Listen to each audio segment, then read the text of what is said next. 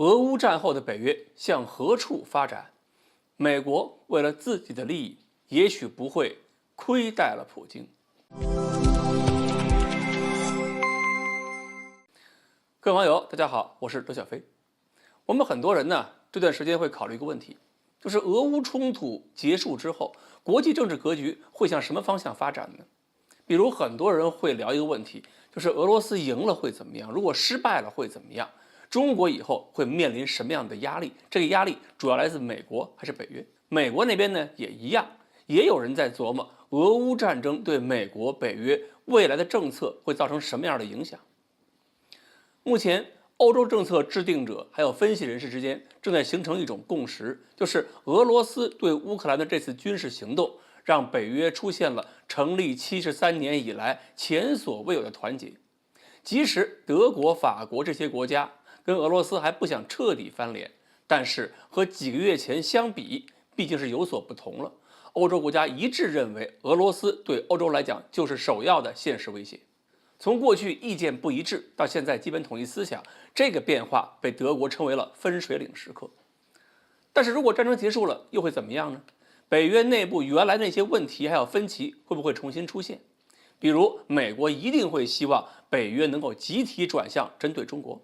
但是包括美国一些政治领域的学者都认为，这种转向可能比较难，因为北约这么多成员国面对俄罗斯的态度都不可能一致，何况对中国呢？东欧国家肯定会希望北约集中力量保证他们的安全，比如波兰领导人就指责其他北约国家对俄罗斯过于天真，并且要求北约专注于领土防御，包括希望美国还有西欧国家这些成员国，他们的军队在东欧国家领土上进行大规模的永久性部署。而美国那些政治学者们现在也还担心，地中海沿海的那些个北约国家会觉得对付宗教极端恐怖主义才是最重要的事情。比如法国就认为被宗教恐怖分子袭击远比挨一发俄罗斯导弹更现实。马克龙就说了嘛，生活在俄罗斯身边的是欧洲，不是你美国，所以法国会推动欧洲独立自主的防务能力。美国的学者还提醒，欧洲那些带有新纳粹味道、主张种族主义、主张排斥移民的极右翼政治势力，比如说法国的玛丽娜·勒庞，反而会特别支持普京。而德国、意大利这些国家在战争热度过去以后，也会选择忘记这场战争，因为在能源方面，他们也需要跟俄罗斯逐渐恢复关系。这样的北约仍然是分崩离析的，可不是美国希望看到的那个北约。美国要专心对付中国，就不能在欧洲问题上有太多的牵挂，要防着俄罗斯，还要防着德国、法国、意大利。那么我感觉有两件事，美国可能会按照传统的制衡战略思路去操作。第一，利用俄乌冲突要消耗俄罗斯和欧洲，不能让俄罗斯打赢，但是也不能让俄罗斯惨败。俄罗斯如果过度被削弱，那么法国就会有更多的理由去搞欧洲独立，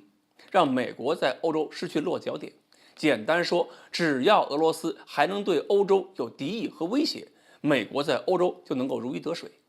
另外呢，还不能让俄罗斯解体。俄罗斯要是面临解体，那不是全球打响核战争，就是核武器到处流失。另外呢，美国还要确保普京在俄罗斯的政治地位相对稳固，因为普京和他的政党已经是俄罗斯政坛上最亲西方的了。换成别人的话，一个比一个更想跟西方拼命。比如说我们通常讲的黄俄派、俄罗斯的民族主义极端势力，对美国来讲都比普京更加的陌生，也更加危险。所以对美国来讲，还不如普京在位，局势更稳定。第二，一定要利用欧洲和中国在俄乌问题上的立场差异，挑动中国和欧洲国家形成更加激烈的冲突。还要利用各种舆论引诱中国直接支持俄罗斯的战争，这样欧洲人面对俄罗斯产生不安全感的同时，也会归咎于中国，美国就可以实现以前没有实现的目标，截断中欧之间的联系，甚至让原来不支持对抗中国的欧洲国家转向支持美国在亚洲的行动。所以美国要继续收割欧洲，要继续制衡法国和德国，要鼓动更多的国家团结在美国身边对抗中国，恐怕还真离不开普京和他的俄罗斯。